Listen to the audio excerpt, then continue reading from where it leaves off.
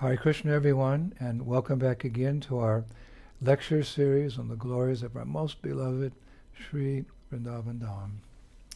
Nama Om Vishnu Padaya Krishna Pashtaya Bhutale Srimati Bhaktivedanta Swaminiti Namane Namaste Saraswati Deve Gauravani Pacharine Nirvishesha Shunyavadi Pastata Deshatarane. Well, glories to Srila Prabhupada.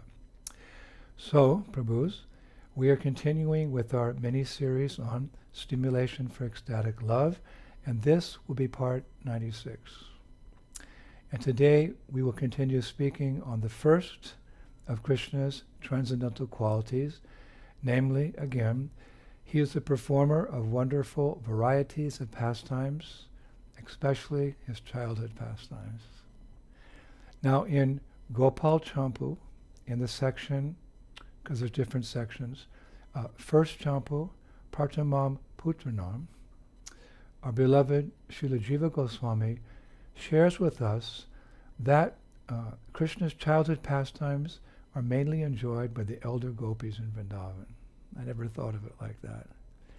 He writes in verse 142, he even explains more deeply. He writes, Lord Krishna's birth and early childhood, which are mostly seen by the elders of Braj, Lord Krishna's boyhood victories over the demigods, which are mostly seen by his coward friends, Lord Krishna's great mercy to Kaliya and other demons, which are seen by the devoted people of Braj, and Krishna's pastimes of love with his gopis are all glorified in song. He covers everyone. And Krishna's pastimes of love with his gopis are all glorified in song.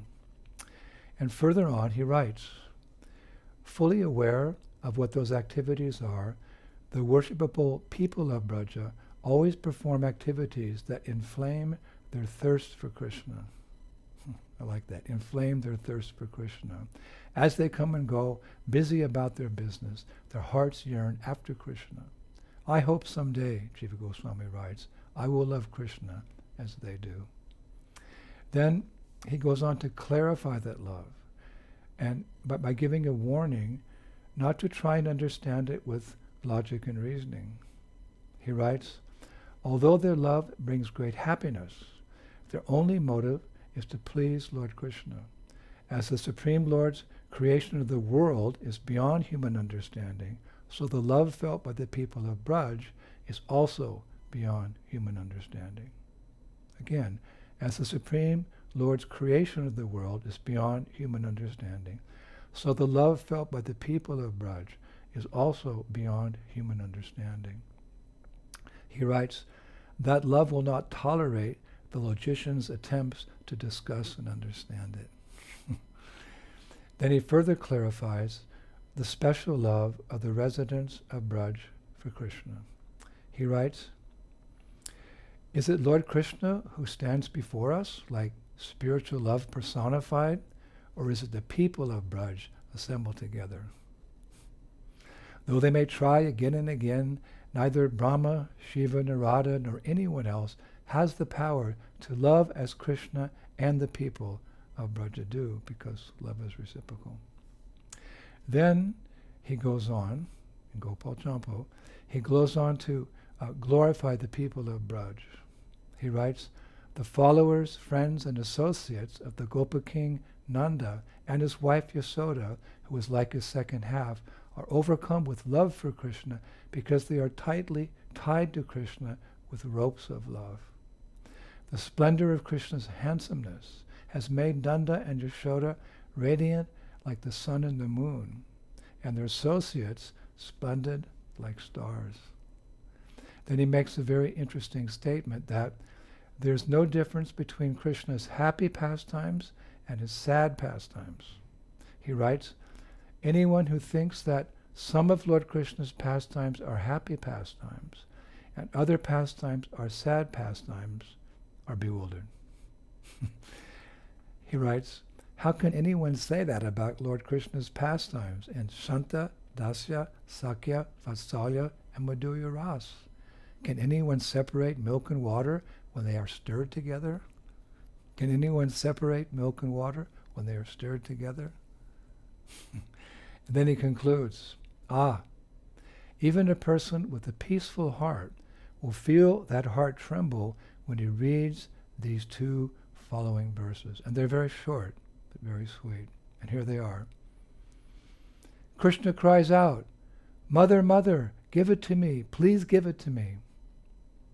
And Mother Yasoda replies, "O my child, my calf, my boy, who will live a long life, my boy, more dear than life to me, for what do you ask?" Those are the verses. For what do you ask? And with that, Jiva Goswami writes, when will affectionate words like these make me remember Krishna and Balaram and their mothers in Braj? Short but sweet exchanges are full with divine love in Braj. Love reigns supreme in Vrindavan. Then finally, in Gopal Champu, Jiva Goswami quotes Nanda Maharaj. Nanda Maharaj is speaking to Mother Yasoda. "O Queen of my house, you must have performed many pious deeds in past lives, that now your glorious son, Krishna, talks to you, eats in your presence, asks you for things, smiles, laughs, and is so charming." Then he says, when, speaking of himself, when thinking of these affectionate words, whispered by Braja's King Nanda, will my heart be bewildered with love. So, in Vrindavan, Krishna's childhood pastimes are known as Ananda Sagaram, meaning an ocean of bliss. And this ocean of bliss inundated Vrindavan when Krishna took birth and appeared in the home of Nanda Maharaj and Mother Yasoda. So the great poet Surdas describes this pastime, Krishna's initial appearance in the home of Nanda and Yashoda, in his first ever poem he ever wrote, which he spoke, maybe sung, in front of his spiritual master Balabhacharya at Mathura. The poem he recited is called in Braj Bas, Braj Bhayo Mahar Keput, and it's very beautiful. He writes, a little long, but thankfully so. He writes, "The whole of Braja was shaking in bliss. The planets started rotating in the most auspicious ways, and the Brahmins started chanting Vedic hymns. Hearing such news of Krishna's birth, countless gopis started running towards the doorsteps of Nanda Maharaj. Those gopis were heavily decorated like a parade of Lord Indra happening in Braj. Their breasts were bound by silk cholis or blouses. Their hair parts were decorated with vibrant vermilion. They were all draped in new saris, and their eyes were countered with coryllium. Their foreheads were decorated with bright bindis, and their hands were occupied with big plates or dishes containing auspicious items. The gopis left their houses and ran to Nandishwari Hill, like caged birds freed after ages of captivity. Their lotus faces were charming like lotus buds blossoming in the morning sun.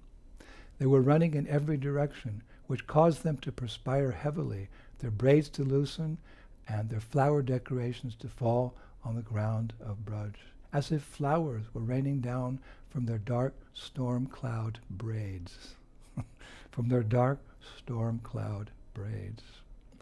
When they reached Mother Yasoda's chamber, where all-attractive baby Krishna was sleeping in Mother Yasoda's lap, the gopis fell at the lotus feet of Mother Yasoda, appreciating their good fortune. Then they all started giving Mother Yasoda overwhelming good wishes. Hearing the news, even the gopas, the cowherd boys, started decorating themselves. They put on gunjamalas. Grinding the minerals of Govardhan Hill, they marked each other's body with auspicious signs and patterns. The cows sensed the excitement and ran maddened with ecstasy. Many Brajabasis came bringing pots with yogurt and butter. Many played mridangas and janjihas, and many sang the songs of joy. Maharaj Nanda put tilak on the brahmanas and gave them cows whose horns were covered with golden covers. Mother Rohini gave golden ornaments to all the brides of Braj. Mother Yasoda, with a flood of tears flowing from her eyes, joined her palms to the demigods. The family members of Krishna worshipped the Yamuna by pouring endless milk streams that caused dark Kalindi to turn into a bright, milky river. Turned into a bright, milky river. The warriors in Maharaja Nanda's army showcased their skills in the courtyard, while the servants accompanied their weapon performance with playing big drums.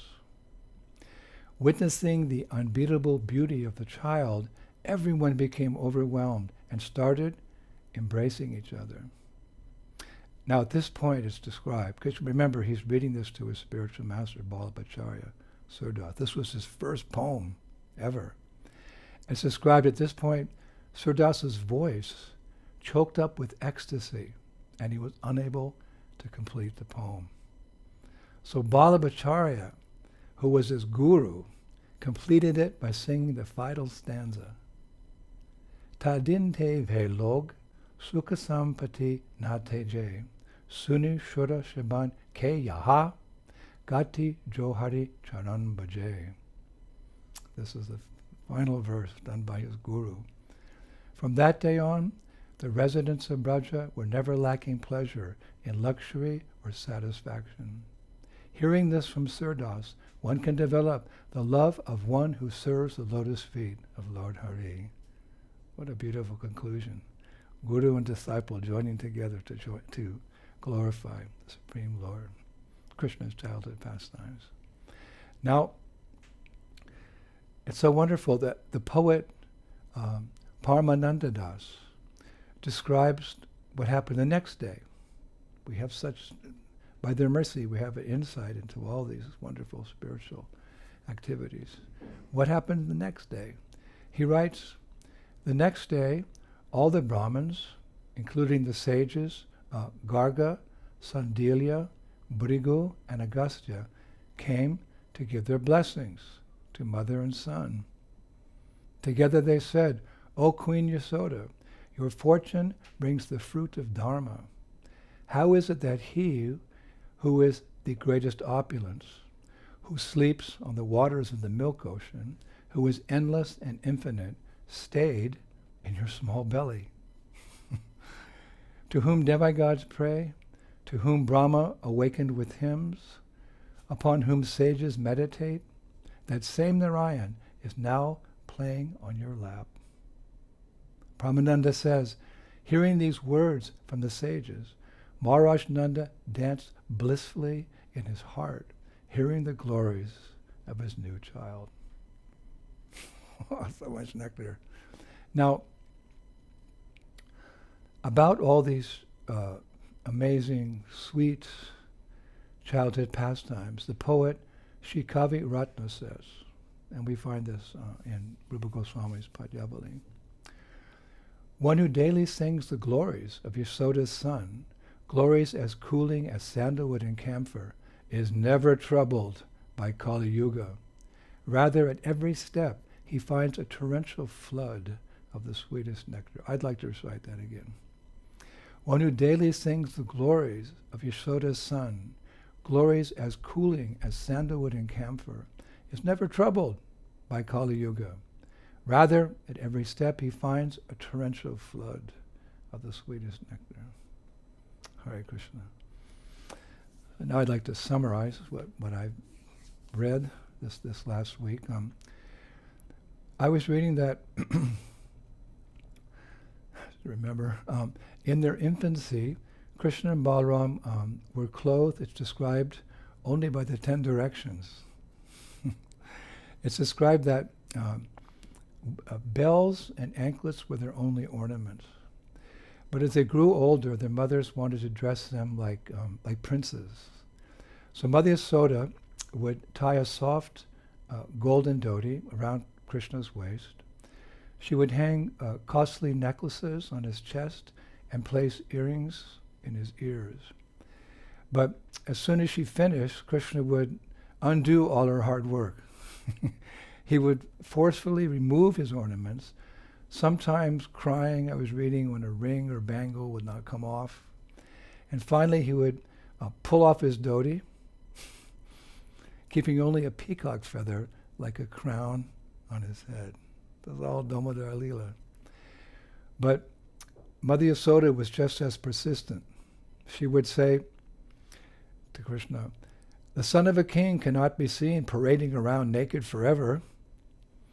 And so she would dress and ornament Krishna again. But then again, he'd take everything off. But gradually, Yasoda's perseverance went over and Krishna had to submit to her will. I was also reading that when the elder women, the older gopis, flattered Krishna, like praising his handsome looks, he would strut around like a peacock. Now, as it's described, Krishna was very possessive of his toys and belongings, and if anyone desiring to tease him took away even his most, it's described, insignificant toy, he would fly into a tantrum until it was returned. But whenever he took one of Balaram's toys, he would just laugh and refuse to return it. And if that was taken away from him, he would pout for some time and then scheme how to steal it from Balaram again. And often how it's described, to distract his roving eyes from the world around him, the cowherd women would say, O son of Nanda, let's perform arti. To keep time in our singing, please accompany us by dancing. Now Lala, dance, dance, dance. And at this, Krishna would clap his small hands and recite mantras like T-T, T-T-T. I thought that was written. T-T, T-T-T. Well, cleverly moving his feet and body in time to the gopis singing. And these pastimes, they left everyone enchanted. I was reading that once the gopis thought, how does this little child know dance steps that are a mystery even to Lord Shiva? And somebody answered, he learned by watching us dance during our festivals. He learned by watching us dance during our festival. Little did they know. And everyone admitted that this was the most logical explanation. But they also wondered, it's interesting, whether it could be true. After all, they were thinking, he danced with such expertise, so how could he just be imitating Brajalila? So just as his audience, gopis, etc., were thinking like this, Krishna would stumble and fall. Then he would get up and run to the safety of his mother's lap, hide himself under her veil, and drink her breast milk contentedly. But seeing Krishna at the center of attention made Balaram a little jealous and frustrated. So he would also run to the shelter of his mother's arms and drink her breast milk. And it's described in this way, the two brothers would fall asleep. So, dear Prabhus, dear devotees, let us finish today with, appropriately, a verse from Srila Rupa Goswami's Padyavali. Short and sweet, but we can repeat it forever. When will infant Krishna, charmingly decorated with a large peacock feather on his head, wriggling his lotus toes, his lotus mouth placed on his mother's breast, enter the pathway of my eyes? Hare Krishna. All glories to Prabhupada, the revealer of the Dham. So thank you. We have more Damodar Leela next week. We're still on the first of those four qualities, but again, thankfully so. So I'll see you next Friday. Shri Shri Gaur Nitai ki, Shri Shri Krishna Balaram ki, Shri Shri Radhasham Sundar ki, Vrindavaneshwari Shrimati Radharani ki, Mayapur Dham ki, Shri Shri Gaur Nitai ki, Shri Krishna Sankirtan Yagya ki, Nitai Gaur Premanandi, Jai Jai Sri Sri Radhe Shyam.